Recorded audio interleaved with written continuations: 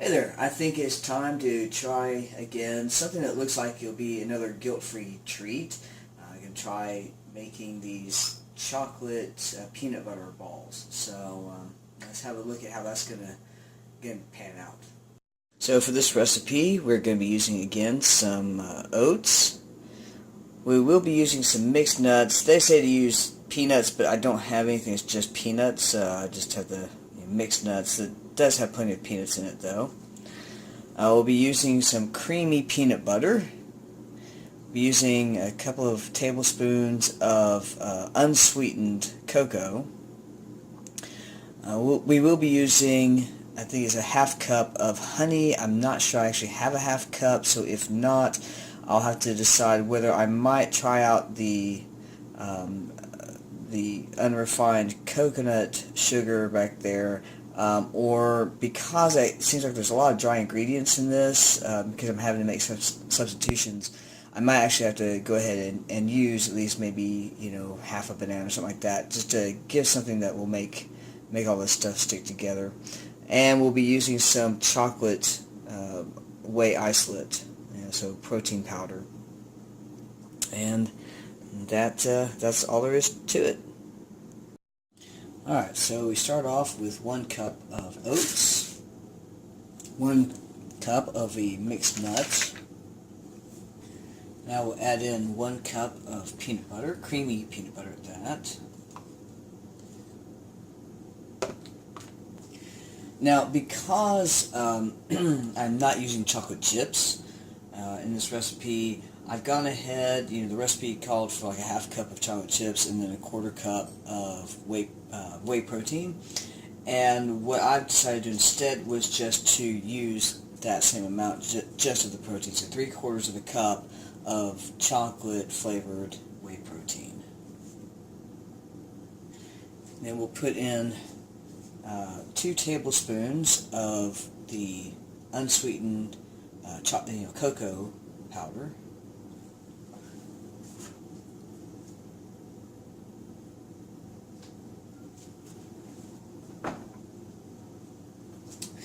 And now we'll put in the half cup of honey, and I had almost a half cup of honey itself, but because I had that little bit of room left over, I went ahead and tried out, put in that unrefined coconut sugar. For this, we'll be using an electric hand mixer, a nice, easy appliance to use. My thing with it is, you kind of start off slow and kind of get things sort of in there together where it's not flying around too much before really kind of going into it.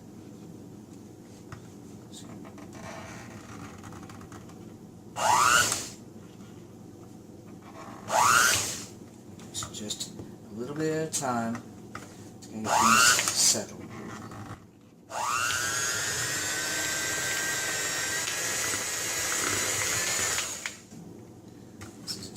Powdering it up, coming up into my face. That's where we'll start kind of pushing things around a little bit to get things kind of all moistened up in a way.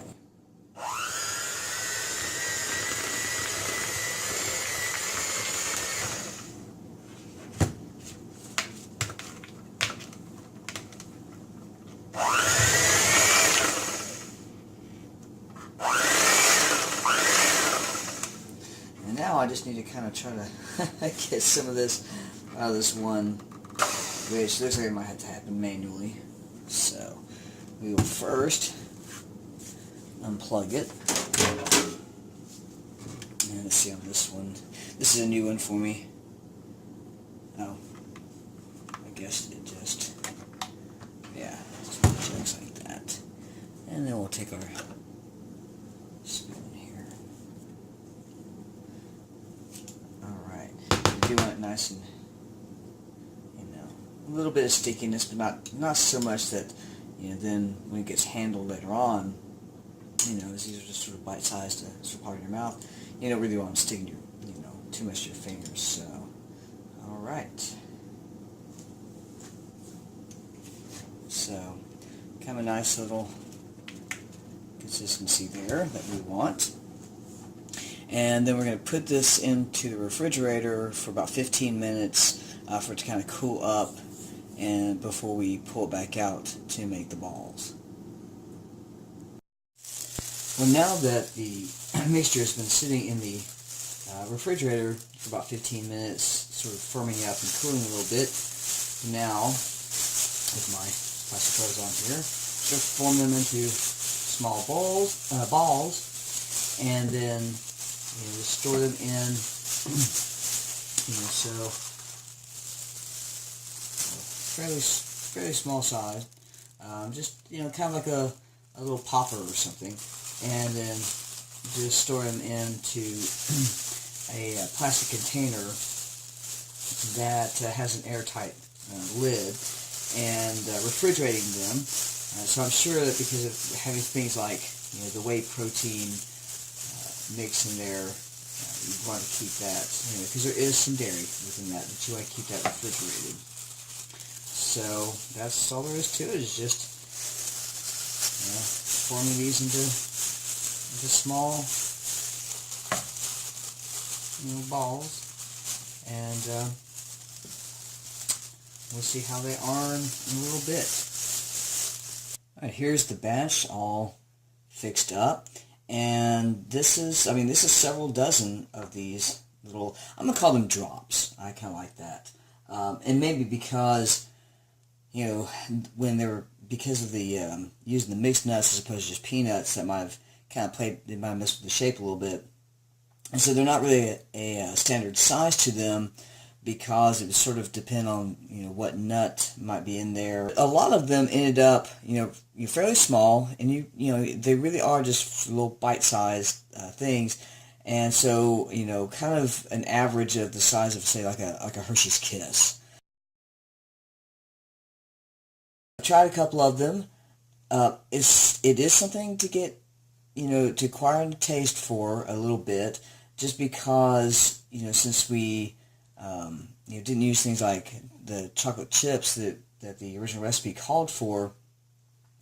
There wasn't that sort of extra sweetness, so they're not terribly sweet. There's just a little bit of sweetness to them, and so if you are used to having something that is very sweet, like a commercial candy bar or something like that, then it will take a little bit to get acquired to a taste. The other thing, too, is that they are a bit dry, probably because we had to use a few more dry ingredients than it called for, but really not as much. I would say, because they still stick together very well, but there just is sort of a dryness to them, and so you might want to just have some water on hand, something like that, and which is always a good thing anyway to keep well hydrated. So you might want to give them a try, but I guarantee you by the time I get into having a few, I will be telling myself how awesome they are, because it means chocolate and peanut butter.